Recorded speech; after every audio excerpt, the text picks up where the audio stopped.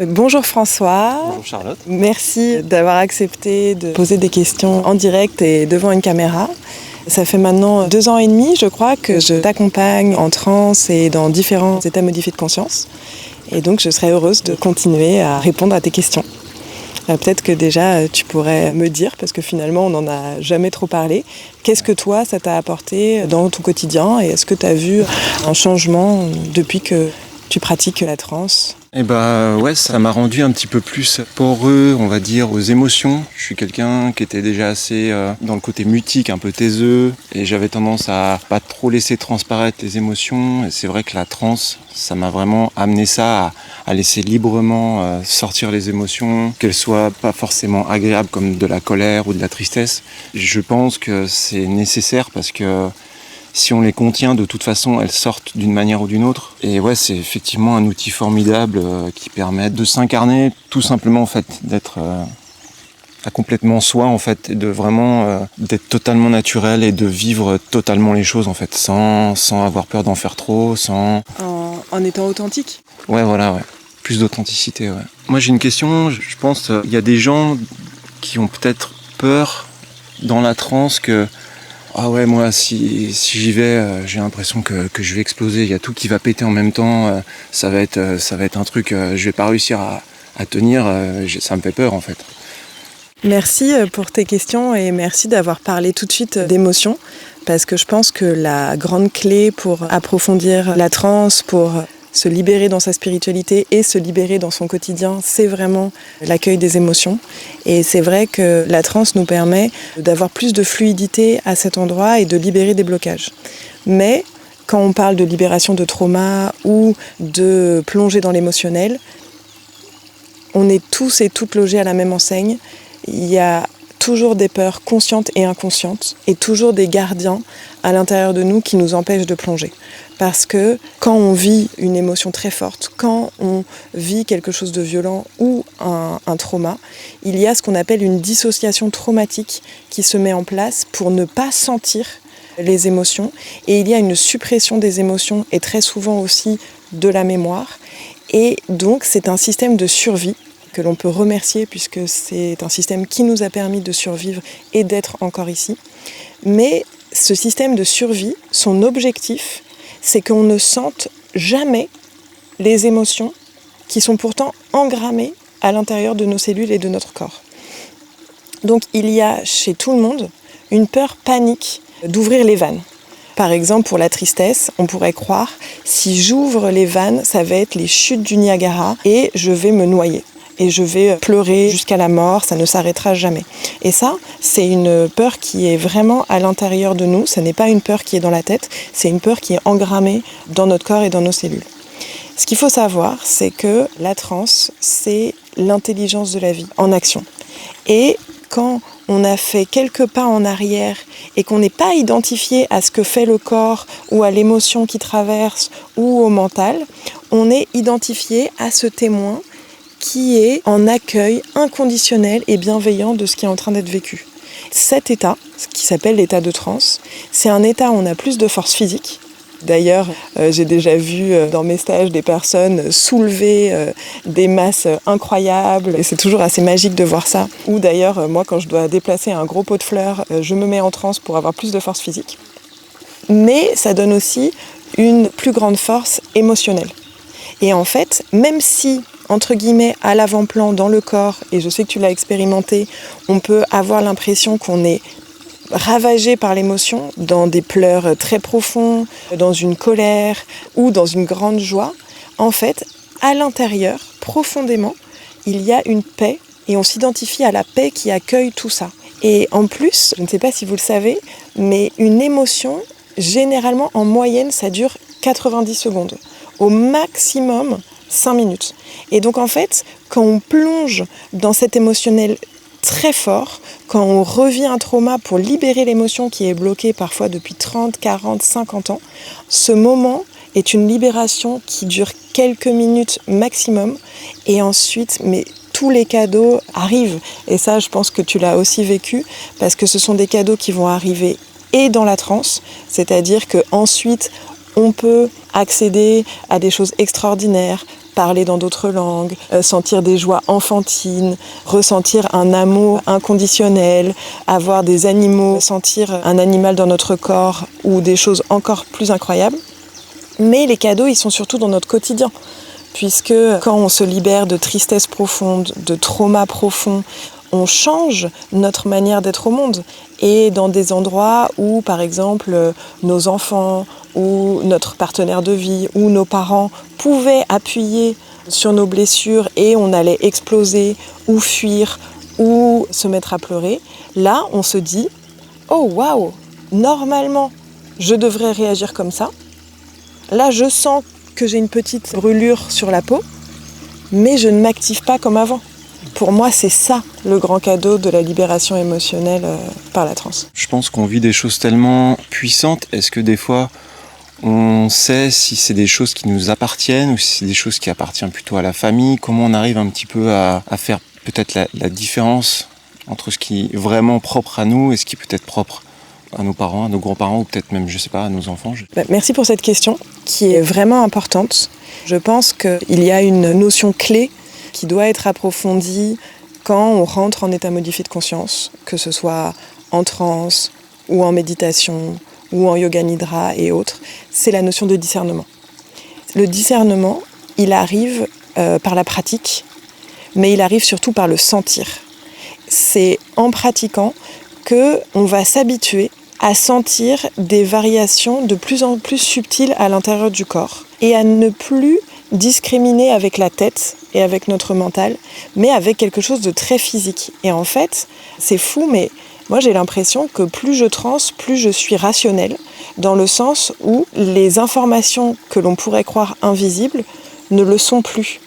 C'est de l'ordre du sentir. Je vais te donner des exemples pour savoir si les choses t'appartiennent ou t'appartiennent pas, et tu vas comprendre que la différence, tu vas la sentir à l'intérieur de ton corps. Est-ce que tu fais la différence entre un film que tu as vu il y a 20 ans et un souvenir que tu as d'il y a 20 ans? Est-ce que tu vois, est-ce que tu sens que si tu te rappelles d'un film, généralement, les souvenirs, ils vont être vraiment plus au niveau de la sphère mentale, au niveau du visuel, et il va y avoir une différence. Si tu te rappelles, par exemple, je sais pas, d'un dîner de famille il y a 20 ans ou d'un moment avec tes amis il y a 20 ans, là, il va y avoir quelque chose de très corporel, de très cellulaire qui va dire « je l'ai vécu ». Et c'est là où pour moi c'est aussi important de ne pas non plus tomber toujours dans les explications scientifiques qui vont te dire par exemple le cerveau ne fait pas la différence entre la réalité et l'imaginaire. Mais le corps, il fait vraiment clairement la différence. Et dans cette société où on a séparé le corps et l'esprit, on oublie que c'est le corps qui est notre plus grand outil de discernement et notre plus grande boussole pour nous guider dans la vie. Plus on transe, plus on sait si quelque chose est intime ou si quelque chose appartient, par exemple, à notre famille ou à l'humanité. Moi, plus je transe et plus j'accompagne des gens en transe, plus il est évident, je sais si quelque chose m'appartient, si l'émotion qui me traverse appartient à une personne que j'accompagne. D'ailleurs, tu l'as vécu, ça m'arrive très souvent de ressentir l'émotion des personnes que j'accompagne, ce qui permet à ces personnes-là d'approfondir leur émotionnel. Mais les transeurs et transeuses peuvent être traversés par des choses beaucoup plus générales. On peut être traversé par des chants d'un peuple sur un continent sur lequel on n'est jamais allé physiquement. Moi, je me rappelle d'avoir accompagné des personnes qui se sont connectées à l'âme de tous les hommes qui étaient envoyés à la guerre 14-18, par exemple, ou se connecter aux femmes ou à une problématique actuelle dans le monde, où moi, une de mes premières transes, j'ai senti comme les activités humaines étouffaient la Terre. Et j'étais la Terre et je m'étouffais. Et je sentais tout le CO2, les pots d'échappement, etc. Et je sentais que la Terre avait du mal à respirer. Il y a deux cas. Il y a le cas où, au début, on est très centré sur des problématiques personnelles et il y a une épure de nos problématiques personnelles. Et ensuite, de manière plus large, on commence à sentir des problématiques plus universelles. Et il y a aussi un deuxième type de personnes qui vont beaucoup plus sentir en premier des problématiques transgénérationnelles ou des problématiques universelles, parce qu'en fait, c'est encore trop douloureux d'aller dans leurs ombres et dans leurs histoires personnelles. Et elles ont besoin de se familiariser avec l'état de transe et avec le fait de vivre des noirceurs et des traumas du monde extérieur avant de réussir à pouvoir plonger dans leur émotionnel. Mais en fait, ce qui est magique là-dedans, c'est qu'il y a une intelligence de la transe, une intelligence de la vie qui ne va vous faire libérer des émotions ou vivre des choses intenses qu'en fonction de ce que vous pouvez ressentir et de ce que vous pouvez digérer. Et je crois que tu l'as aussi expérimenté. Tu es allé de plus en plus loin dans ton processus et ce que tu es en train de libérer aujourd'hui, tu n'aurais pas pu le libérer il y a 2 ans et demi. Et donc tu vois bien cette intelligence de la vie en action qui ne te permet de manger que le festin que tu es capable de digérer en fait. Ouais, c'est vrai qu'il y a ça en fait. Comme tu dis, il y a des garde-fous qui font qu'on est capable juste d'encaisser le plus immédiat ou en tout cas de parer au plus immédiat et petit à petit au fur et à mesure qu'on se renforce, j'ai l'impression, en pratiquant en tout cas on se renforce, on peut accepter des choses peut-être de plus en plus volumineuses ou de plus en plus douloureuses ou on peut aller un peu plus profond dans ces ombres et amener de la lumière dessus et guérir des blessures, des traumas. Je me disais, une fois qu'on a fait une première session de transe, une fois qu'on a mis le pied dans la porte, comment on continue? Est-ce qu'il y a quand même une certaine, discipline à garder, de transer peut-être 1 fois par semaine, 2 fois par semaine, ou au moins 1 fois par mois, histoire de comment continuer en fait? Merci pour ta question et merci d'avoir parlé de cette idée de se renforcer. Parce que d'un côté, je pense qu'on peut penser qu'on se renforce parce qu'on a effectivement plus de paix à l'intérieur de nous, plus de cadre, plus de présence. Et en parallèle, c'est moins un renforcement qu'une sorte d'abandon à cette présence à l'intérieur, à cet amour, à cet accueil inconditionnel à l'intérieur de nous, qui est déjà là en fait. Donc pour moi, c'est aussi une façon de lâcher le contrôle et de savoir qu'on est soutenu. Et c'est sûr que le fait de pratiquer la transe au quotidien, pas uniquement comme on fait dans les stages, de faire des transes d'1 heure ou des transes de 20 minutes, où on se met dans des conditions particulières, mais aussi, même si ça c'est génial, si on peut faire ça 1 fois par semaine, c'est comme se nettoyer, c'est une forme d'hygiène qui permet de ne pas laisser s'encrasser les émotions, de se libérer, de recevoir beaucoup d'informations qui nous permettent de vivre notre quotidien de manière plus fluide, de libérer des choses au travail, dans nos relations, mais aussi de faire des micro-trans. Moi, j'adore l'idée de se dire, je me mets une musique le matin et mon échauffement matinal, je laisse mon corps faire exactement ce que je veux, ou je suis en train de faire la cuisine, et je laisse des paroles ou des chants qui ne m'appartiennent pas fluidifier mon existence. Puis en fait, si ça se trouve, on va se retrouver à remercier, mais dans une autre langue, tous les animaux, les végétaux, les agriculteurs, les agricultrices qui ont permis qu'on ait les bons légumes dans la casserole. J'adore les micro-trans sous la douche. Et en fait, je pense que c'est tous ces petits moments où on fait des petites trans qui permettent de fluidifier cette frontière qui au début est très rigide entre ce qu'on appelle le visible et le matériel et l'invisible. Ça permet de rendre vraiment tangible le fait que ce qu'on appelle invisible ne l'est pas du tout et peut être senti. Et ça aide beaucoup d'ailleurs par rapport au discernement, puisqu'on reçoit beaucoup plus d'informations et ça permet aussi de se libérer d'un fléau contemporain, c'est-à-dire de vivre dans sa tête et d'avoir toujours un mental avec des injonctions. Plus on va être dans le sentir, plus on va être dans le corps, plus tu vas avoir des informations et plus la vie va être douce en fait. Une autre question, si une personne par exemple a une levée d'amnésie ou a vraiment vécu une séance intense, des fois on est tenté de se dire faut que je change tout maintenant, faut vraiment que je fasse de l'ordre dans ma vie entre guillemets, ou on a mis le doigt sur des traumas, est-ce qu'il faut voir peut-être un psy ou des choses comme ça? Peut-être tu pourrais nous éclairer là-dessus. Merci de me poser cette question parce qu'effectivement je pense que c'est une question clé.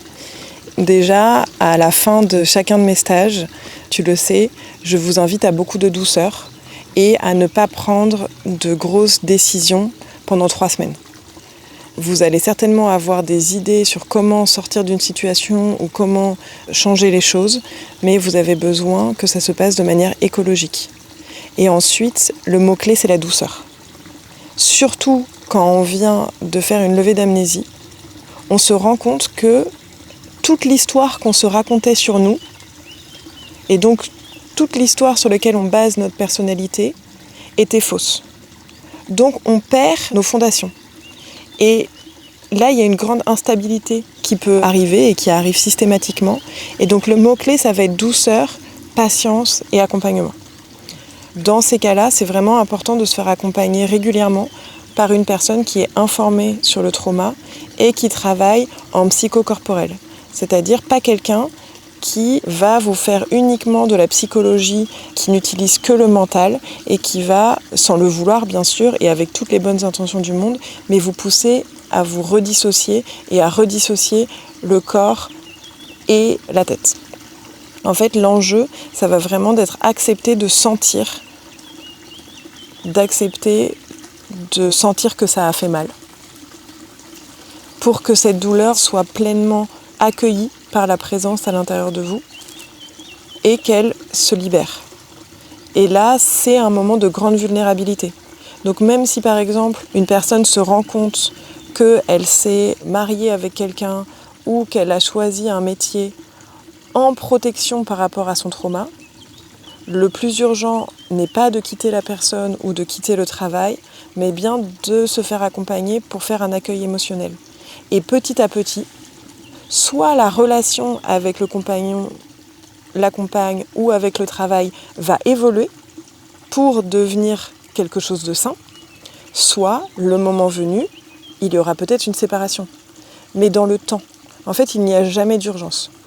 Le plus urgent, c'est vraiment d'accueillir toute la complexité humaine de ce qui est en train de se passer, d'accepter de rester avec le doute, avec les émotions et avec le fait qu'on a mis en place un système de survie et que ce système de survie était nécessaire et qu'il n'a pas besoin d'être supprimé comme ça, de manière violente, ce qui serait une autre violence et rajouter du trauma sur le trauma.